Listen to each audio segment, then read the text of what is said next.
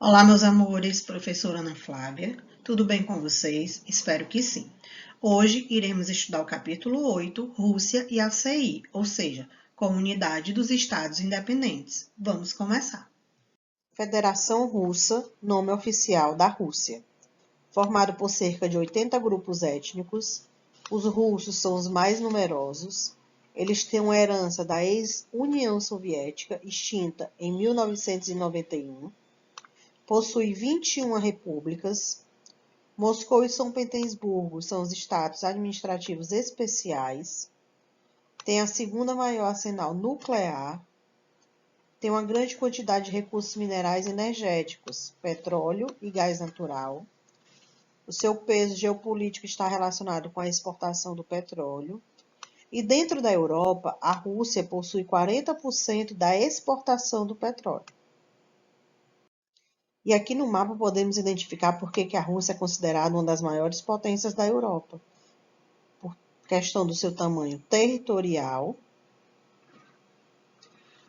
e ter um grande avanço político e econômico. E vamos entender por que a Rússia tem forte influência geopolítica no grupo G8. Lembrando a vocês que os países que compõem esse grupo são Estados Unidos, Japão, França, Itália, Reino Unido, Canadá, Alemanha e Rússia.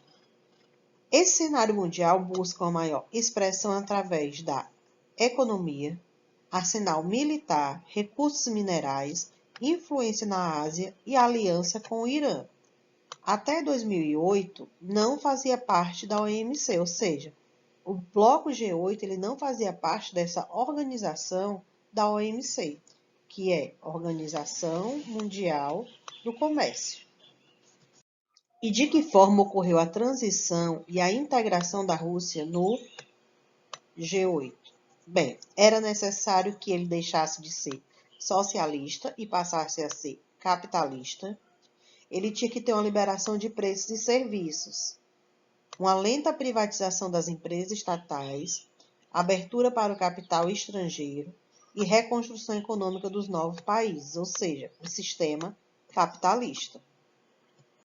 Só que após a Rússia começar a implantar um sistema capitalista nos anos 90, começou a surgir alguns problemas. Queda na produção industrial, aumento na inflação, baixo crescimento econômico, concentração de riqueza nas mãos de poucas pessoas, baixas condições de vida, privatização ampla e o interesse estrangeiro. A Rússia encontrou na agropecuária um reinício da propriedade privada, pondo fim às fazendas coletivas e dando início à comercialização das terras. Visão geral e prolongamento da crise econômica, principalmente na Rússia.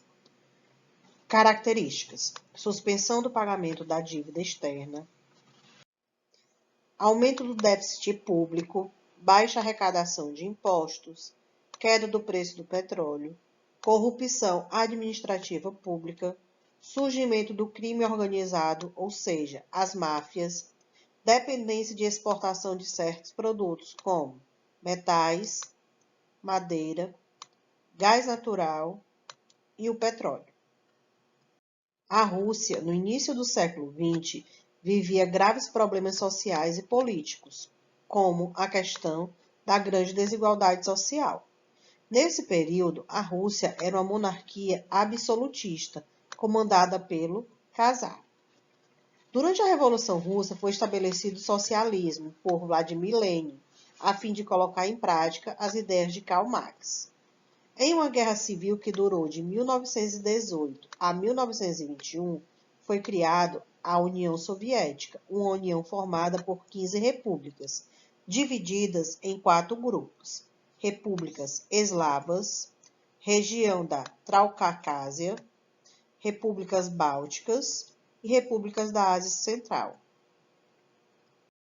Os objetivos da União Soviética era estabelecer vínculos e relações políticas e econômicas entre as repúblicas, mas, no entanto, uma crise econômica foi instalada em 1980 na União Soviética, o que levou à sua dissolução em 1991, ou seja, o fim da União Soviética. Após isso, foi instituída a CI, Comunidade dos Estados Independentes, que, ao contrário da União Soviética, que adotava um sistema socialista, a CI passou a adotar um sistema capitalista. Vamos agora relembrar os motivos da crise da União Soviética. Primeiro ponto, a ineficiência da economia planificada, ou seja, excessivamente centralizada, a baixa produtividade e qualidade dos setores produtivos, prioridade aos setores estratégicos comprometendo a oferta de mercadorias, para a população a falta de produtos e qualidade duvidosa, sistema de metas com resultados manipulados pelo Estado, elevados gastos com a corrida armamentista e espacial, e a sustentação aos aliados durante a Guerra Fria. Vimos na sala de aula sobre as reformas implantadas no governo de Gorbachev, onde tivemos a reestruturação e a transferência. Reestruturação adotada por Perestroika e a transferência adotada por Glasnost. Vamos entender cada uma. A reestruturação. Ele procura maior eficiência na gestão da economia, procura substituir o sistema de metas pelo de produtividade, procura criar estímulos aos administradores e trabalhadores, procura inovação no sistema produtivo e entrada de multinacionais, e a permissão para associados de multinacionais com empresas soviéticas. Já a transparência tinha a questão da moderação na censura interna, maior liberdade para manifestações e denúncias, críticas e sugestões, exposição dos problemas dos países e da população, melhorar as relações externas e o fim da Guerra Fria e acordos com o Ocidente. Vimos que a estrutura do Império Soviético começou a ruir, ou seja, entrar em decadência, a partir de 1985, com a política da reforma de Gorbachev. Lembrando a vocês que, em 1989, tivemos o fim do socialismo na Alemanha, ou seja, a queda do Muro de Berlim, que dividia a Alemanha em duas partes, capitalista e socialista. E em 1991,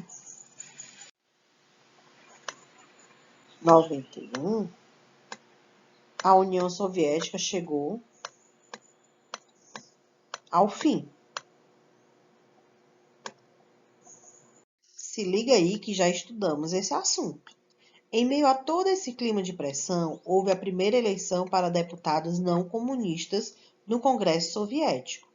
As medidas adotadas por Gorbachev levaram aqueles menos abertos para as transformações, representações por Pavlov, e uma tentativa de golpe em 1991. Gorbachev foi preso, o que gerou uma revolta popular e um movimento de resistência liderado por Boris Yeltsin. Os golpistas tiveram de ceder à pressão, libertando Gorbachev, que voltou ao poder, mas renunciou ao cargo de secretário-geral do partido e permaneceu ainda ocupando a função de presidente da União Soviética. Em decorrência do golpe, muitos dos países ligados à União Soviética começaram a declarar sua independência, o que provocou uma rápida desintegração do Império Soviético. Em 25 de dezembro de 91, Gorbachev finalmente renunciou também ao cargo de presidente, reconhecendo assim o fracasso de suas reformas e o colapso na União Soviética. A partir de então, foi formado entre ex-integrantes das repúblicas soviéticas a Comunidade dos Estados Independentes, que implantou um modelo de representação política de acordo com a sua realidade, ou seja, o capitalismo. E como está a Rússia atualmente? Ou seja, no século XXI?